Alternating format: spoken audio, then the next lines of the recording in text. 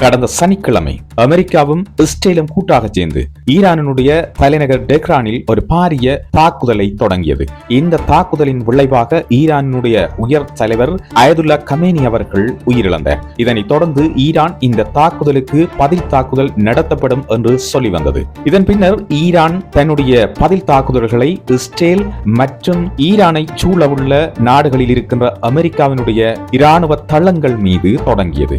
இந்த தாக்குதல்களை தொடர்ந்து அமெரிக்காவினுடைய தூதரகங்கள் அமைந்திருக்கின்ற கட்டிடங்கள் மீது தாக்குதல்கள் தொடுக்கப்பட்டன. தற்போது இந்த தாக்குதல்கள் வேறு விதமாக மாறியிருக்கின்றது. அதாவது சவுதி, குவைட் மற்றும் அயல் நாடுகளில் இருக்கின்ற எண்ணெய் நிலையங்கள் மீதும், எண்ணெய் சுத்திகரிப்பு நிலையங்கள் மீதும், எரிவாயு நிலையங்கள் மீதும் தாக்குதல்கள் தொடுக்கப்பட்டு வருகின்றது. இதனால் எண்ணெய் சுத்திகரிப்பு செயற்பாடுகள் பல நாடுகளில் நிறுத்தப்பட்டதாக அறிவிக்கப்பட்டிருக்கின்றது. இந்த நிலையில் தற்போது இன்னும் ஒரு செய்தி கிடைத்திருக்கின்றது. அதாவது ட்ரம்ப் ராஜதந்திரத்தையும் அவரை தேர்ந்தெடுத்த அமெரிக்கர்களையும் ஏமாற்றிவிட்டார் என்று ஈரானின் வெளியுறவு அமைச்சர் அப்பாஸ் அரக்சி தெரிவித்துள்ளார். ஈரானுடன் அணுசக்தி பேச்சுவார்த்தைகள் நடந்து கொண்டிருக்கும் போதே தாக்குதல்களை நடத்தியதன் மூலம் அதிபர் ட்ரம்ப் ராஜதந்திரத்தையும் அவரை தேர்ந்தெடுத்த அமெரிக்க மக்களையும் ஏமாற்றிவிட்டார் என்று குறிப்பிட்டிருக்கிறார். அவர் தனது எக்ஸ் பதிவில் குறிப்பிட்டதாவது, சிக்கலான அணுசக்தி பேச்சுவார்த்தைகளை ஒரு ரியல் எஸ்டேட் வியாபாரம் போல நடத்தும் போது,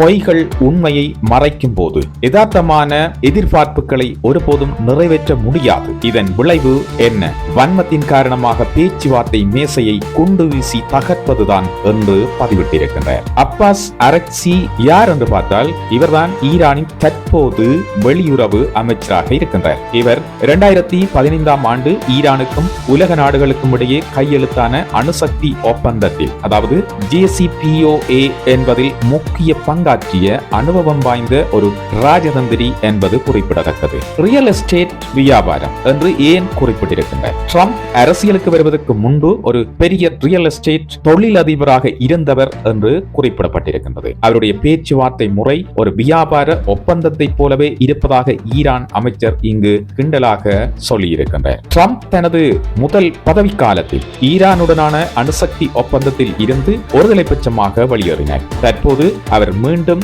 அதிபரான பிறகு ஈரானுக்கும் அமெரிக்காவுக்கும் இடையிலான மோதல் உச்சகட்டத்தை எட்டியிருக்கின்றது. அண்மையில ஈரானின் அணுசக்தி நிலையங்கள் அல்லது அதனுடன் தொடர்புடைய இடங்கள் மீது நடத்தப்பட்ட வான்வழி தாக்குதல்கள் இரு நாடுகளுக்கும் இடையே சுமூகமான பேச்சுவார்த்தை நடப்பதற்கான வாய்ப்பை தகர்த்து விட்டதாக ஈரான் கருதுகின்றது. அவரை தேர்ந்தெடுத்த அமெரிக்கர்களை ஏமாற்றிவிட்டார் என்று கூறுவதன் பொருள் என்ன? ட்ரம்ப் அமைதியை நிலைநாட்டுவார் என்று நம்பி வாக்களித்த அமெரிக்க மக்களுக்கு அவர் துரோகம் செய்துவிட்டார் என்று உலக நாடுகளுக்கு ஈரான் காட்ட முயல்கிறது. நிச்சயமாக ஈரானுக்கும் அமெரிக்காவுக்கும் இடையே தற்போது நிலவும் இந்த மோதலின் பின்னணியில் உள்ள முக்கிய 5 விடயங்களை பற்றி இங்கே நாங்கள் பார்க்கலாம். முதலாவது காரணம், அணுசக்தி ஒப்பந்தம் JCPO என்றால் என்ன என்று சொல்லி அறிந்து கொள்வோம். 2015 ஆண்டு ஈரானுக்கும் அமெரிக்கா உள்ளிட்ட வல்லரசு நாடுகளுக்கும் இடையே ஒரு ஒப்பந்தம் கையெழுத்தானது. இதன்படி ஈரான் தனது அணுசக்தி திட்டங்களை குறைத்துக் கொள்ள வேண்டும். பதிலுக்கு ஈரான் மீது விதிக்கப்பட்டிருந்த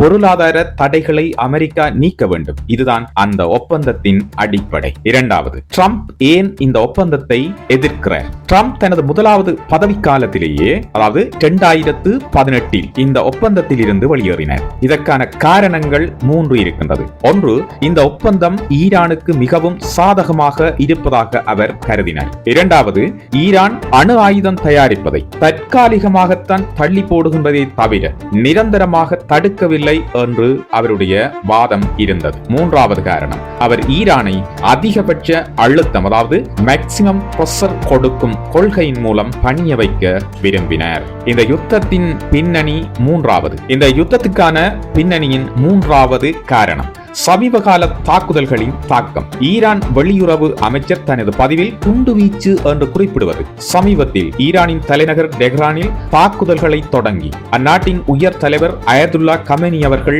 கொல்லப்பட்டதிலிருந்து இன்று வரை தொடர்ந்து நடத்தப்படும் வான்வழி மற்றும் ஏவுகணை தாக்குதல்களை குறிக்கிறது. பேச்சுவார்த்தை மேசையில் அமர்ந்து பேசிக் கொண்டிருக்கும் போதே தாக்குதல் நடத்துவது ராஜதந்திர ரீதியாக துரோகம் என்று ஈரான் வாதிடுகிறது. ரியல் எஸ்டேட் ஒப்பிடுவது ஏன்? அரசியலில் ட்ரம்ப் பயன்படுத்தும் உத்திகளை டீல் மேக்கிங் என்று சொல்வார்கள். ஒரு ரியல் எஸ்டேட் வியாபாரத்தில் லாபத்திற்காக அழுத்தம் கொடுப்பது போல அவர் சர்வதேச அரசியலிலும் பொருளாதார தடைகளையும் ராணுவ மிரட்டல்களையும் ஆயுதமாக பயன்படுத்துகின்றார். இதைத்தான் ஈரான் அமைச்சர் இது ஒரு வியாபார ஒப்பந்தம் அல்ல, நாட்டின் பாதுகாப்பு சம்பந்தப்பட்ட விஷயம் என்று சாடியிருக்கின்றார்.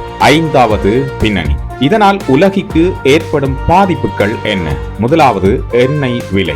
ஈரானின் உயர் தலைவர் அயதுல்லா கமேனி அவர்கள் இஸ்ரேல் அமெரிக்க கூட்டு ராணுவ நடவடிக்கை மூலம் கொல்லப்பட்டதில் இருந்து ஒன்று வரை ஈரான் அமெரிக்க மற்றும் இஸ்ரேல் மீதும் உலகம் எதிர்பார்க்காத பதிலடி தாக்குதல்களை தொடர்ந்து நடத்தி வருகின்றது. ஈரானை சுற்றியுள்ள நாடுகளில் அமைந்துள்ள அமெரிக்க ராணுவ தளங்களை முதலில் குறிவைத்த ஈரான் தற்போது அமெரிக்க தூதரகங்கள், எண்ணெய் எரிவாயு உற்பத்தி இடங்கள் என்று தொடர்ந்து பல இடங்களில் ஏவுகணை மற்றும் ட்ரோன் தாக்குதல்களை மேற்கொண்டு வருகின்றது. எண்ணெய் விலை அதிகரிக்க மற்றொரு காரணி ஹார்மஸ் கப்பல் வழி. இது இப்போது ஈரான் ராணுவத்தால் மூடப்பட்டிருப்பதாக சொல்லப்படுகின்றது. இவ்வழியூடாக மீறி வரும் கப்பல்கள் எரித்து சாம்பலாக்கப்படும் என்று எச்சரித்திருக்கின்றது ஈரான் ராணுவம். இதன் விளைவாக உலக சந்தையில் கச்சா எண்ணெய் விலை உயரத் தொடங்கியுள்ளது. இதன் காரணங்களால் அமெரிக்க செனட்டர்கள் பலர் ட்ரம்ப் மீது குற்றச்சாட்டுக்களை முன்வைக்க தொடங்கி இருக்கின்றனர். இஸ்ரேலின் தேவைக்காக அமெரிக்கா ஈரான் யுத்தத்தில் இழுத்து விடப்பட்டுள்ளதாக வாதிடத் தொடங்கியுள்ளனர் என்பது குறிப்பிடத்தக்கது.